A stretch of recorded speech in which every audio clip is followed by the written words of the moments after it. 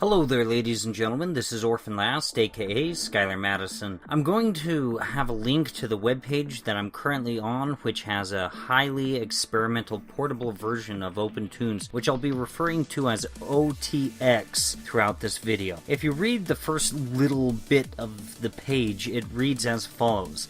This is an experimental version of opentoonz containing many new features that aren't yet part of the main version. Developing these features takes a great deal of time and effort. If you can afford it, please consider paying something for the download. So I go ahead and download this and donate $10. Right here, you can actually see that I did indeed donate that money. In my opinion, $10 is not much, and it is optional, but some of these developers are pouring their life's soul into developing something really quite amazing for us, and they could really use the help. While all these commercial programs are asking for nearly $2,000 for just one license because they don't care about the everyman, they only care about selling to the major animation companies. A $10 donation from the everyman is not too much to ask for. Using the program isn't enough to offer support to the developers. These people have full-time jobs,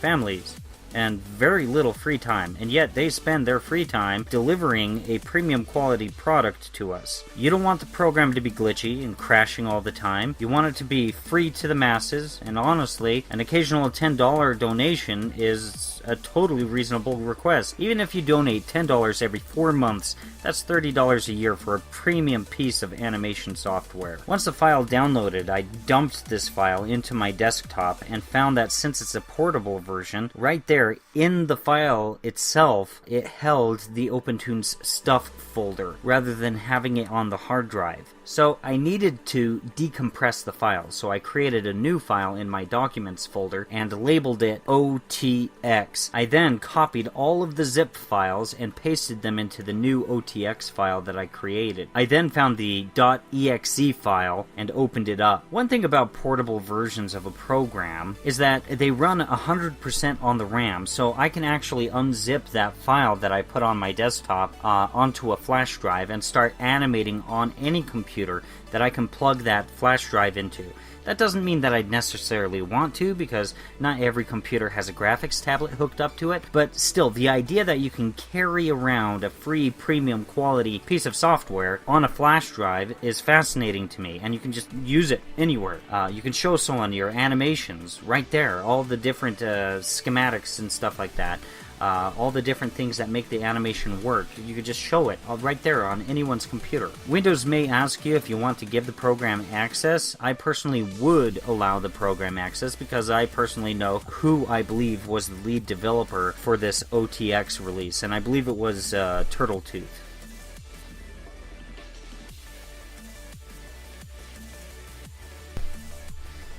Okay, so this is OTX. Notice first and foremost on this little opening pop-up here, you see that there's an autosave function here, and you can go ahead and check it and change the minutes that it takes for it to do each and every single autosave. So that's a really nice, cool little feature to see. Now, when you first open up OTX, what you can see is the normal X sheet. This is the way that. Let me go into the X sheet right here.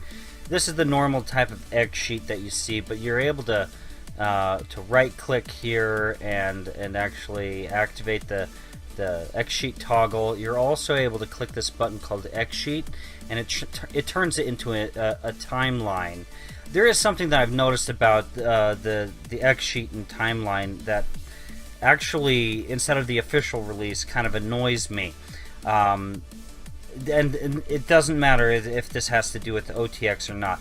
Basically, if I'm trying to change columns or not, like, I'm pressing up and down here on my keyboard, just the arrow keys up and down, and I'm going through the frames. Now, if I go through the X sheet and I press left and right to try to go through the columns, I'm not able to do so. It's just going through the frames. But if I put my mouse down here, all of a sudden I can go through the columns pressing left and right. And if I go into the timeline and put my mouse down here and press up and down, then I'm able to actually access my columns with just my arrow keys. But once my mouse is not on the X sheet, all of a sudden, the only thing I have access to with my arrow keys is just what's on the next frame. And that actually annoys me. I don't see any reason why the position of my mouse should make any difference. If I happen to click on the level strip and I press up and down and stuff like that, it shouldn't matter where my mouse is until I wind up actually, say, clicking on something else that is unrelated to the level strip, such as something like the timeline. I don't know. That's my thoughts. Alright, there's also something else that I'd like to critique about just opentoonz as well. Just opentoonz in general, real quick. Let's say I want to change the size of my minimum size brush. I click it, and then if I move my mouse a quarter of an inch away from that basically what's highlighted, it's no longer highlighted. Just look at how far my mouse needs to go. Not very far at all. So I literally have to hover my stylus right here, sometimes even making it a little bit difficult for me to read, for me to type in the value that I want. Okay. And that's annoying, and it doesn't matter what one of these fields it is. It just automatically gets unhighlighted the second I move my stylus away. That's annoying. The only time, like, if I can understand if I started just drawing something, but I didn't, it just automatically unhighlights it the second my mouse is a quarter of an inch away. That's annoying. That needs to be done away with. If I just start drawing or select a different tool, then yeah, you know, it should get unhighlighted at that point. Or if I select something inside the X sheet level strip, or something in here or whatever, access a different room, whatever, that's when it should unhighlight what's there. But anyways, whatever. Let's move on to the next issue here. Okay, so one thing that we're able to do is access note levels. Okay, so let me go ahead and right click here and click new note level. Okay, now here's something that I've noticed. Nothing inside of this thing's design is designed for the timeline. While you see this gripper on my vector level, I'm able this line to grip it is on the top, whereas this gray line is on the side of every single frame. It needs this darker gray needs to be up at the top, because like if I just pretend as if that gray line is up here at the top, I'm able to move it. But if I actually try to grab the frame where the darker gray bar happens to be, I'm unable to move it. And yet if I go into the X sheet, you know, it's in the right place. It's just this was only designed for the X sheet in mind. It just needs to be designed a little bit further to work with the X sheet. Now here's another thing that annoys me. Okay, let me go ahead and double click here, call it Frank and Beans. Okay, we can see the name of it, Frank and B. Okay, so that's Frank and Beans. All right, so if I go into the oh wow, oh, okay, so I can see the name of it. Okay, all right, never mind then. Frank and Beans right there. I double click here, monkeys. Oops. We can still see the name right here. Alright, so that's kind of cool. So this is what I think that this is for, this note level. I think it's only for phoneme pronunciation. So like when you're doing lip syncing, so like you double click here, press K, double click here, press T, that sort of thing. I don't know why this has T on it. I didn't select it. In fact, I can't even get rid of that. Let me click it and just delete it. Okay, and now all these, did you see that? Okay, so it has T here, this is empty. I click it, press delete. Now this has T on it. So it seems a little glitchy. It doesn't seem like it's quite there. Why is K and T? Okay, I think I understand what's going on. It's because I told it to repeat information. Okay, it doesn't matter. So J, Q, like if someone's talking, this is just to get your timing just right with the pronunciation and stuff like that. That's what I think. Because really, ultimately, if I click here or on the X sheet, if I click right here, I have a notepad. I can actually type in a lot of information here and just, you know, a lot of information. Post it, put it anywhere on the X sheet or on the timeline, anywhere. And if I need to read it, double click it and I can read it. I can just press discard to get rid of it. Really super easy. But there, if I double click this, let's see if I double click here and type in a lot of information. If I double click it, it won't bring anything up. In fact, I kind of do think it should bring up something like this if I double click it. But those are my thoughts. If this is just only and exclusively for phoneme pronunciations and stuff like that, I understand. Whatever. So I'm going to go ahead and delete that. Alright, let's move on to the next stage. Soundtrack export. I think that means that there's more support in OpenToonz for you to add sound effects, music, dialogue, all of the above, just all of this. If that's the case, then I'm really excited for that. Down arrow for new frame and level strip. Okay, let me show you what this is. You cannot do this in the currently released version, like official released version of OpenToonz. Alright, let me kind of just... Alright, pull out the brush. Gonna just draw a little squiggly goo. Alright, so I select my level strip, press down, activate an onion skin, and now I can actually just... Oops, 1 second here. I press down, activate the onion skin, and now I can just keep animating, press down, and you can actually see on the level strip itself what it is that I'm doing when I press down. I'm just selecting a level that doesn't really exist, and then the second that I put my stylus down, I create a new level. And then at this point I can actually scroll all the way up. Okay, press here, press shift, select all of them. Oops, come on. Press shift, select all of them, and expose them onto the X sheet, and then I could just kind of like look through my little animation there. So that's kind of a cool little feature. Kind of looking forward to that. Alright, let's move on to the next step. Geometry tool, enter to finish polyline.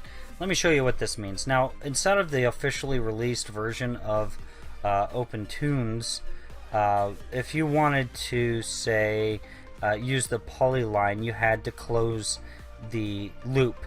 Okay, now what does that mean? Basically, the polyline works a lot like the pen tool inside of Photoshop. But the annoying thing is if you're using the official released version of OpenToonz right now, that is the only way to get it to finish. You have to merge it with the beginning, which is annoying. But with OTX, I'm able to actually just create a shape, press enter, and it's done. It's just done, which is awesome. So this actually makes it so that I can actually think of a way to use the polyline tool with the geometry tool. New preference option to allow new levels to default to camera size. Okay, well that's cool. Fix sprite sheet padding. Don't know what that means. Sound in combo viewer is fixed. Some people use the combo viewer. I think that I would need to have a higher resolution monitor in order for me to justify using the combo viewer, to be honest. Okay, fix new level default name for vector levels. I have no idea what that means. I've tried experimenting to see what that means, and it makes no sense to me. Autosave options included on startup pop-up. Okay, I've already shown you guys that at near the beginning of the video. Drawing substitution works on sub-X sheet levels. No idea what that means. Pop-up locations fixed pop-up locations. I don't know what that means. Fix maximized grayed out windows. No idea what that means. Lip sync pop-up Papagayo import. So there's evidently some support for Papagayo. More support for it. I think that's really cool. Whatever tools that we have at our disposal to make it so that we can actually have more control. The more tools for lip syncing, then the better. That's my thought process on that. Guided drawing feature.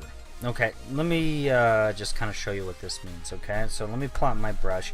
Now, if you look at this, and then if I go into the official released OpenToonz version, and then I select my brush, it is nowhere near this cluttered. And I've talked to Turtletooth on different ways how we could get rid of the clutter, and I'll explain how this clutter is going to go away a little bit. Okay, so this is the official released version of OpenToonz. Let me plot my brush. You can see that I have a heck of a lot more room here. Just a heck of a lot more. Just it's so much more accessible for me. If I click here on OTX, you can see these sliders are rather small and pretty much useless. So this is what's going to be done here. There have been a few added little tools right around here in this region. What I think Turtletooth is going to do is where it says meter and stuff like that, I think that this information is going to be moved on over, probably over to this spot right here, or just probably right here, where this box, like this right portion of this box, is going to be moved on over to this area. So this stuff is going to get condensed ever so slightly. And then just like on my tool panel, notice how underneath the cutter tool, there's this double arrow. I click on it, and then all of a sudden the rest of the tool panel is accessible to me. Okay? Now, if you have this super duper high quality, high resolution monitor, this isn't like you've never seen any of this stuff. And that's cool. But the thing is this double arrow is for those of us that don't have a high quality monitor. When we access the next version of OpenToonz that has all the features here with the brush, this little, where it says meter 4, this field is going to be moved on over to this portion here. The right portion of this field is going to be moved on over here. There's going to be double arrows right here. You're going to be able to click on it, and you're going to access the new features that are available in the brush tool. So let me go ahead and show you. Okay, guided. What is guided? Let's go into the camera, the 3D camera mode, okay, which is located right here. If you want to get out of the 3D camera, you click right there, just to the left of it. Okay. All right. So we have our brush selected, and we're going to go guided. We're going to set it to closest and draw something. Okay, that's cool. All right, let's set it to farthest. Okay, and let's set it to all. What does that do? All right, so let me select my selection tool, and let's just go ahead and select these. Okay, you see that, right? Just by selecting closest, furthest, all. Okay, I have a background, a midground, and a foreground. Okay, you see that, right? Foreground, midground, background. Foreground, midground, background. You don't have to mess with the z-axis with this, which is just phenomenal. This is great.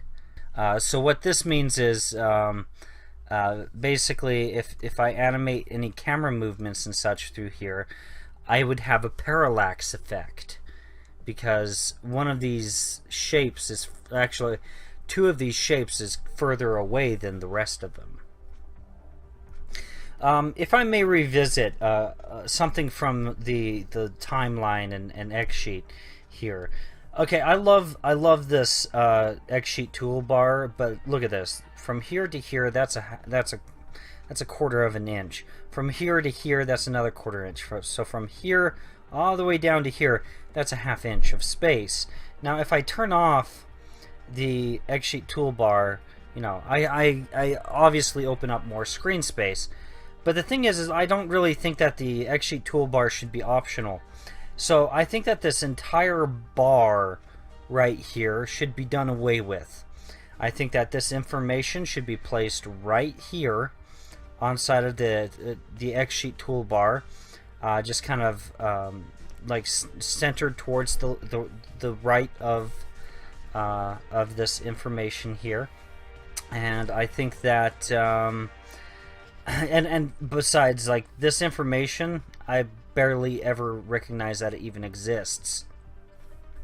I think that these little friction scrubbers that tell you, hey, yeah, I can grab this and move this, that happen to be on something like the toolbar, or even on something like this tool options panel, I think that all of that should be accessible, like right here. Like, it should have one of these little scrubbers, these little friction scrubbers, where I can grab it right there, just right here. Just grab it right here and move it around. I don't think that this entire bar is necessarily needed, and I actually think that a lot of the windows inside of OpenToonz can be revisited in this sort of manner, because I don't see a reason for every single snappable window to have this entire, like, quarter inch bar going all the way through it. It's not necessary. Okay, so the next stage, preference option. Imported images can use camera DPI. Not really quite sure what that means, but basically, if I go into here and select, say, a background that I've already done and worked with, if I throw this into here, tell it import apply, that's the exact same workflow that I went through in order to, inside of the official OpenToonz. So that was the exact same workflow to get this going on with the official OpenToonz release inside of my intro series. Now, I literally just went here, grabbed this intro PNG, threw it into the official OpenToonz release. This right here, what you're looking at the screen, is the official OpenToonz release. Okay, and it gave me my background at this size. Now, if we go into OTX, we can see that didn't happen.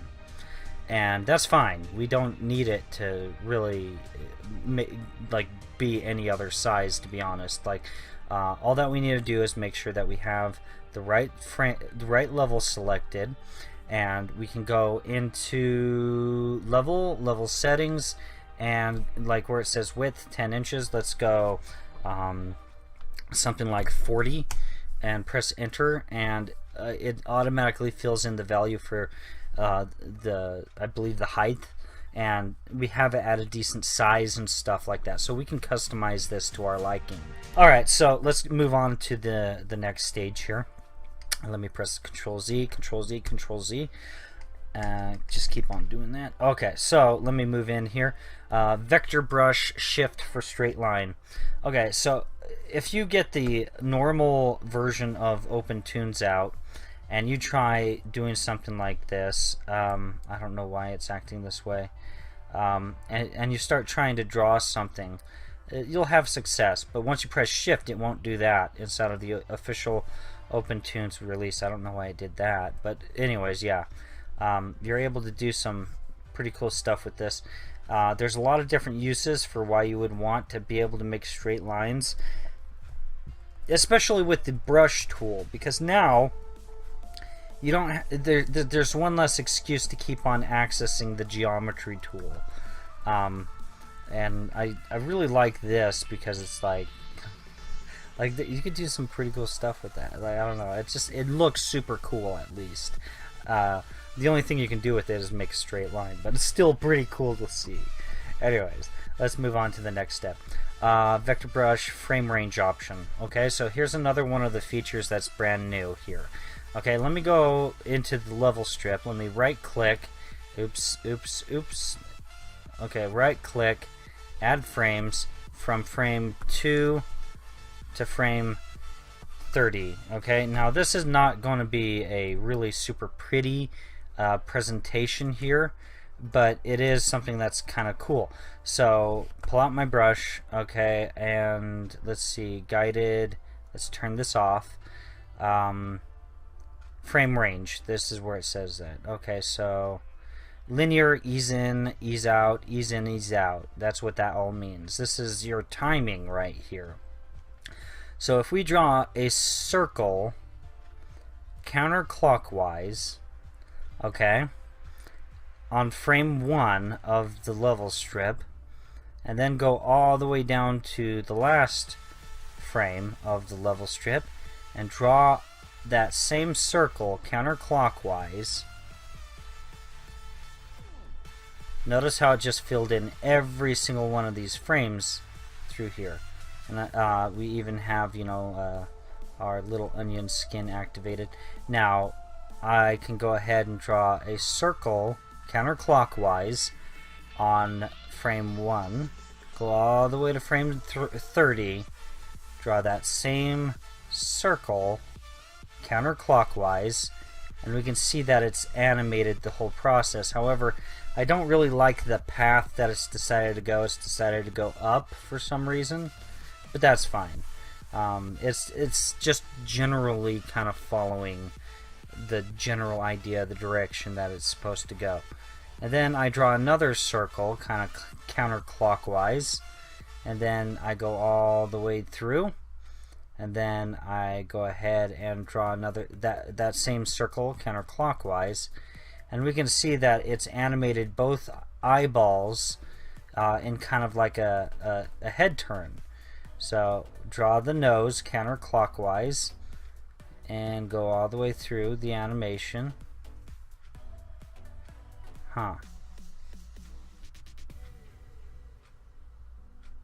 Counterclockwise, okay. So now we have basically the stuff with the face that's just kind of going its own direction, which is kind of annoying. So from left to right, we're going to make a smiley face, and I guess I've already done this. So from left to right, we're going to make a smiley face. So you can sort of get somewhat of an animation going on here. Let me show you something else. This is a feature that's currently existing inside of opentoonz. In contrast, let me turn off the frame range functionality to the brush. Okay, so let me go ahead and right click here inside of the level strip, add frames from frame 31 to frame 40. Okay, and just press add. So on frame 31, let me turn off this.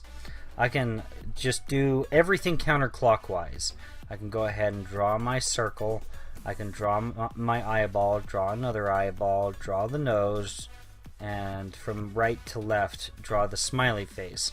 Okay, and then all the way down towards here, I can just kind of draw the circle counterclockwise, draw the eyes counterclockwise, and draw the nose and draw the face. And I can click frame 40, scroll up to frame 31, press shift, and then click in between, and then I can choose my timing just like I could with the brush frame range. Okay, and we're going to go ease in, ease out, whatever, that sounds good. And then we can just kind of scrub through this little animation. And of course it kind of goes into Kookyville, but like it is a basic animation that seems like it somewhat works. I mean, the general shape of this to this to this to this, the general shape from 31 to frame 40 for each of these shapes is a fair in between usually. So if you reposition them and kind of be a little bit careful with them, then usually you can get something that's kind of cool going on. All right, so let's move on to the next step, vector brush snapping. Okay, so this is kind of cool. So let's go back here.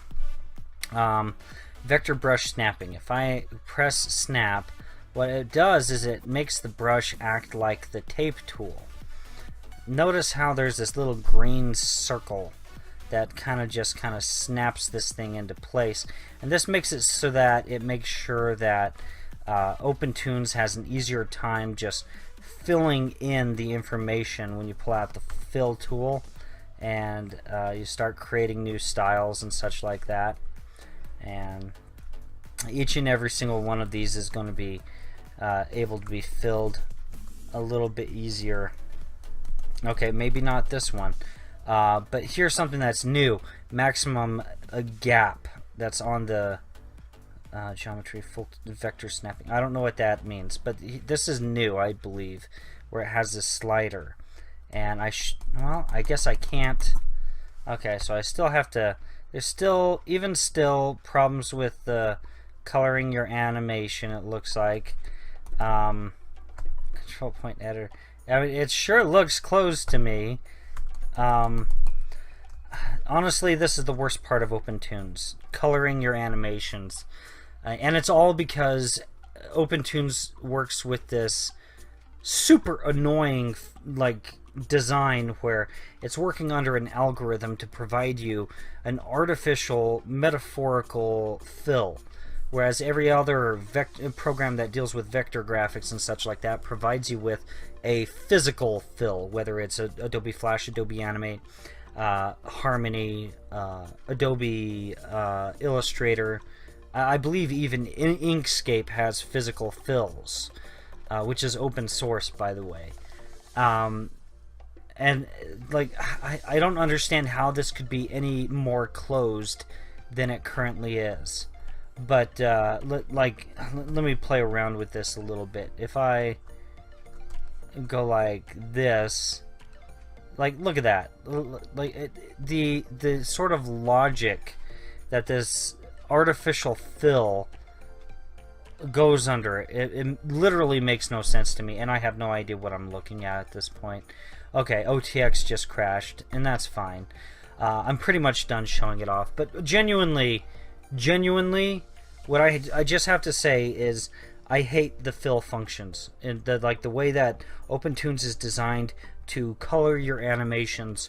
Now, I don't know how to program. I don't know how difficult this would be, but from my perspective, it just seems like if we want to fix the problem with trying to color your animations and such like that, we just need to gut this whole artificial fill thing where everything is working off of an algorithm, and instead replace it with putting in physical fills. That's the only solution in my mind to the problem. But you know, whatever. I don't really have much of a say. I'm just a guy that's using OpenToonz and teaching people how to use it. That's all that I am. I'm not one of the programmers. But if we really want to fix the issue with coloring your animation, all the programming with coloring your animation needs to be completely reworked to work with physical fills. That's my opinion, and I could harp on this forever, but I'm not going to. Alright, anyways, that pretty much concludes it for this video. Please like, share, and subscribe, and have a great day.